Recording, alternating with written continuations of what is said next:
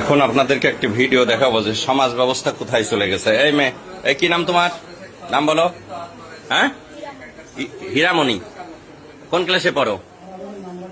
আচ্ছা, তুমি কাকে ভালোবাসো? হ্যাঁ, কি নাম? এই মিনাজুল কোনটা? এই দেখো নায়ক। এই টাকা, এদিক টাকা টাকা টাকা। তুই কি করিস? ওয়েল্ডিং এর কাজ করিস। আর তুমি পড়ো কোন ক্লাসে? বেনাপোল মাধ্যমিক বিদ্যালয়ে, তাই না? ক্লাস 6-এ। এই তুমি তুমি হ্যাঁ, এই মাথা ইয়ে করো। তোমার বয়স এত হয়নি। কি নাম তোমার?